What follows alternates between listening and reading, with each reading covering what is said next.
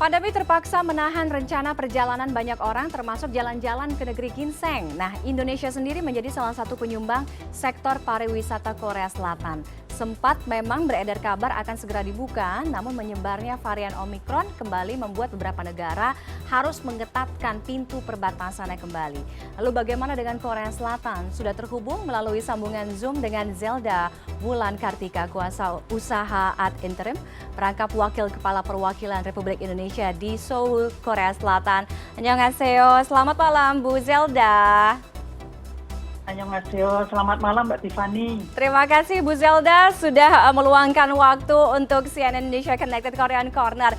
Ini saya mewakili pertanyaan banyak sekali masyarakat Indonesia yang mau jalan-jalan ke Korea. Jadi kira-kira kapan Bu Korea Selatan ini akan membuka gerbang pariwisatanya khususnya untuk turis asal Indonesia, Bu Zelda? Oke Mbak, ini udah banyak sekali nih yang udah nggak sabar nih ya. Jadi pemerintah Korsel ini memiliki kebijakan penanganan COVID-19 yang dinamis ya, jadi menyesuaikan dengan situasi pandemi di negara tersebut.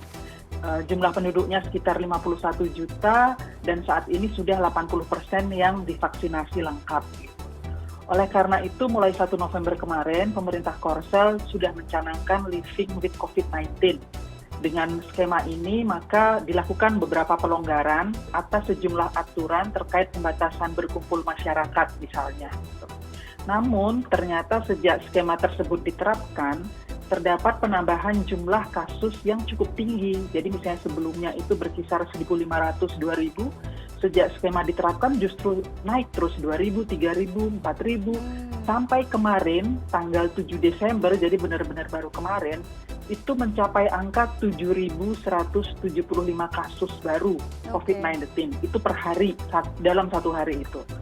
Nah jumlah ini tertinggi dan ini sepanjang pandemi COVID-19 di Korea Selatan ini adalah jumlah yang paling tinggi. Jadi melihat hal ini saya menduga bahwa mungkin rencana pembukaan gerbang wisata Korea Selatan ini masih akan memerlukan waktu hingga pandemi dapat diatasi. Paling tidak hingga awal tahun depan begitu. Oke, karena memang sebelumnya kan sempat banyak beredar kabar di awal tahun 2022 ini Korea Selatan akan kembali membuka gerbang wisatanya. Namun tadi seperti Bu Zelda sampaikan, dengan kebijakan Living with COVID-19 kemarin justru memunculkan banyak kasus, termasuk dengan sekarang kan banyak ditemukan juga kan Omikron di berbagai negara, bahkan kemarin sempat ada di Korea Selatan. Sehingga ini menjadi pertimbangan lagi ya Bu ya? Iya, betul. Jadi sampai sekarang, sampai hari ini ya 8 Desember itu sudah tercatat 38 kasus Omikron di Korea Selatan. Tapi alhamdulillah saya belum mendapat laporan apakah ada WNI yang terpapar varian Omikron ini yang di Korea Selatan, mudah-mudahan tidak ada. Nah jadi untuk membendung semakin banyaknya kasus Omikron dari luar negeri itu, pemerintah Korea Selatan sudah melakukan beberapa aturan pembatasan kepada para pendatang yang masuk ke Korea Selatan. Misalnya, pendatang wajib menjalankan karantina 10 hari, ini tanpa terkecuali semua jenis visa. Dan juga melarang masuk pendatang asal 9 negara dari benua Afrika.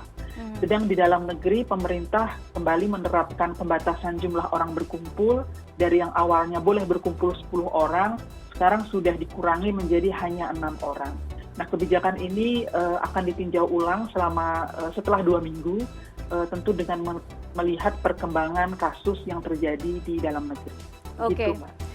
Bu Zelda, kondisi penanganan COVID-19 semenjak banyak dilaporkan kasus baru, kemudian kemunculan Omikron di Korea Selatan sendiri seperti apa? Khususnya mungkin penerapan pembatasan di berbagai macam sektor yang yang mencakup kegiatan dengan skala besar seperti konser. Karena kalau kita lihat, kita juga dapat informasi Korea Selatan punya beberapa rencana untuk menggelar konser bahkan, dan kalau kita lihat kan juga sebenarnya di dalam negeri Korea Selatan khususnya mungkin di kota besar ya seperti Seoul gitu, aktivitasnya cukup berjalan normal di sana. Ya betul, kayaknya Mbak Tiffany sudah tidak sabar untuk nonton konser. Jadi begini Mbak, memang ini situasinya sangat di dalam negeri sendiri memang seperti seolah-olah tidak ada pandemi begitu mereka itu. Kalau dipikir-pikir lebih ketat kita yang di Indonesia sepertinya untuk jaga jarak khususnya. Nah, dengan angka kasus baru yang tinggi itu dan angka pasien kritis yang terus meningkat, maka pemerintah Korsel saat ini fokus pada kapasitas sistem kesehatan, khususnya di wilayah metropolitan seperti Kota Seoul yang mencatat jumlah kasus terbanyak. Jadi pemerintah terus menambah jumlah tempat tidur rumah sakit misalnya untuk dapat segera menangani pasien yang bergejala parah. Nah, sejak skema Living with COVID-19 dijalankan bulan lalu, Korea Selatan memang sudah mulai kembali menyelenggarakan beberapa kegiatan berskala besar seperti konser gitu ya. Namun aturannya sangat ketat. Jadi menurut informasi yang saya peroleh tentang konser ini, misalnya seluruh pengunjung yang masuk ke konser itu dicatat, data-datanya sangat lengkap. Kemudian duduk juga dengan dikasih jarak. Kemudian larangan membawa makanan, minuman ke dalam, bahkan dilarang bersorak pada saat konser itu. Nah, beberapa kegiatan pertemuan seperti konferensi internasional pun sudah dapat dilaksanakan, namun karena kemarin ada perkembangan kasus yang sangat tinggi dan Omikron masuk, maka dijadikan dijadikan online, jadi tidak jadi offline gitu. Jadi sudah mulai ada beberapa yang di-cancel oleh mereka. Iya, karena kalau kita perhatikan walaupun banyak restriksi, pembatasan, industri kreatif Korea Selatan ini tetap berjalan ya, Bu Zelda ya. Seperti, nampaknya apakah kami mengalami gangguan komunikasi dengan Ibu Zelda? Nampaknya sambungan komunikasi terputus. Nanti mungkin kita akan coba lagi untuk menghubungi kembali Bu Zelda ya. Baik, kita ke informasi berikutnya. Seperti biasa kita akan belajar Hanggugo. Jadi hari ini kita akan fokus ngomongin soal bahasa pesan singkat atau bahasa teks. Karena banyak kalau misalnya ngechat gitu ya, dia pesan singkat, ada beberapa slang ternyata biasa digunakan ketika menuliskan teks gitu ya. Nah, slang-slang ini menggunakan singkatan huruf bahasa Korea, tapi berubah seiring dengan perkembangan zaman. Jadi sama aja kalau misalnya mungkin dalam bahasa Inggris ada seperti I love you, atau mungkin misalnya I am you, imu, I miss you gitu ya. Di Korea Selatan atau di Hanggugo ini juga ada. Nah, apa aja? Ini mungkin juga familiar buat Anda. Saya akan kasih contoh beberapa di antaranya. Ada, suka lihat tulisan ini? Ini adalah artinya menangis. Nah, kenapa menangis? Karena ini adalah dua huruf Hangul, yaitu yuyu. Artinya yuyu gitu. Jadi kayak cry, menangis gitu. Kemudian ada dua iyang. Ada sang iyang, ini jadi double iyang.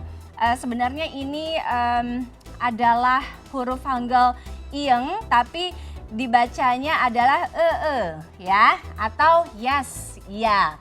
Nah, kemudian bagaimana untuk ngeteks, nulis teks gitu, misalnya oke, gitu. Ini adalah iyang plus ini huruf ke, ya, jadi oke, gitu. Kemudian berikutnya ada ke gitu. Ini juga sering banget ada 4 huruf ke ini artinya kayak ketawa. Jadi seperti kayak misalnya hahaha gitu ya. Kurang lebih kayak gitulah artinya. Kemudian ada lagi berikutnya bahasa pesan singkat lainnya adalah go dari huruf G, dua-duanya dari giet gitu ya. Artinya adalah yuk pergi. Jadi sama aja kalau misalnya Anda suka nonton di drakor, itu ada yang bahasanya seperti ini. Misalnya kaca. Jadi kaca, yuk pergi, let's go gitu ya.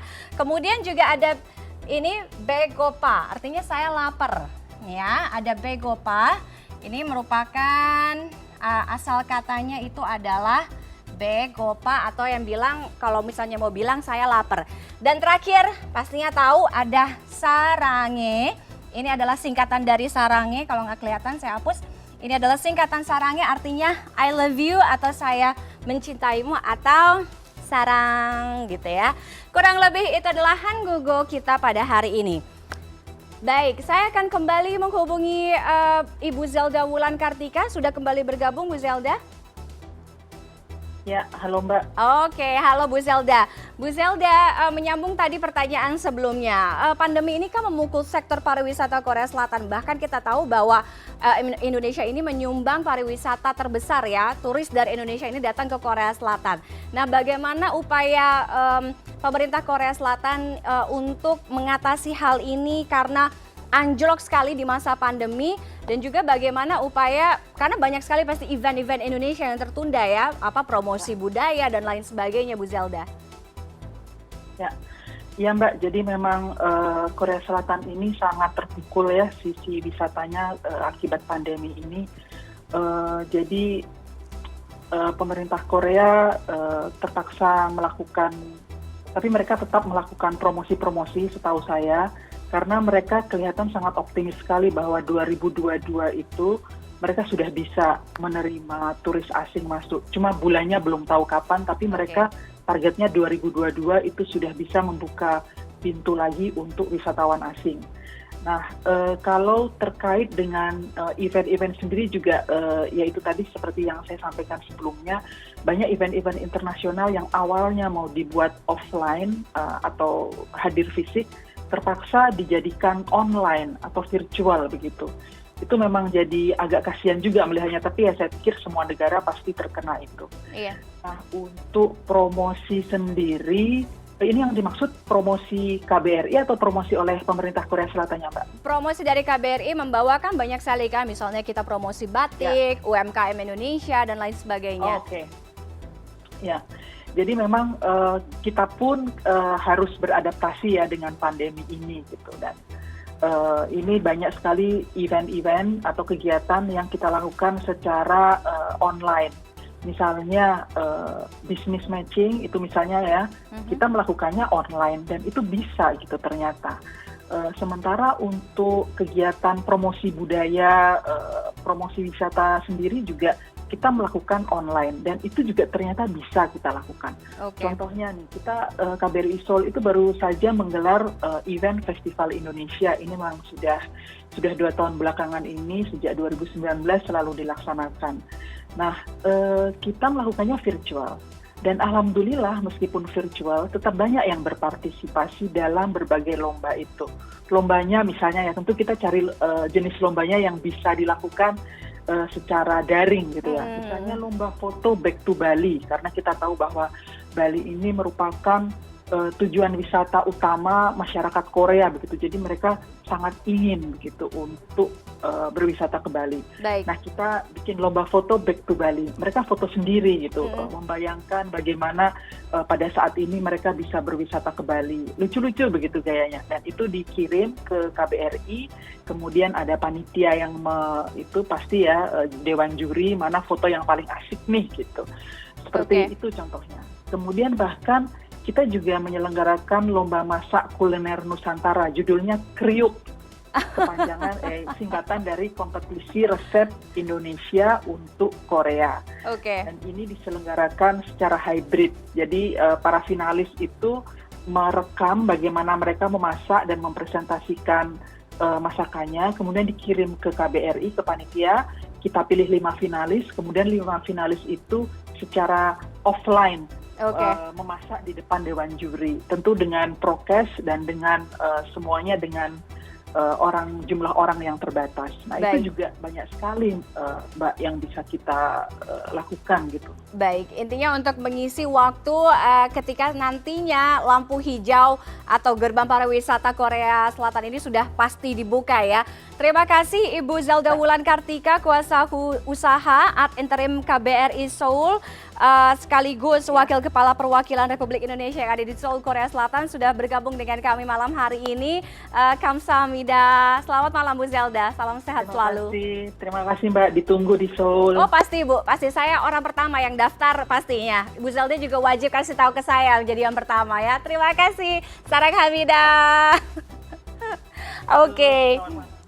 Kita kembali lagi ke Fani, jadi udah siap walaupun belum pasti gitu ya kapan dibuka, paling enggak untuk mempersiapkannya salah satunya adalah dengan belajar bahasa Korea. Mungkin melalui informasi-informasi di Korean Corner. Jadi begitu nanti udah dibuka, udah nyampe Korea, udah nggak bingung lagi itu mau ngomong apa.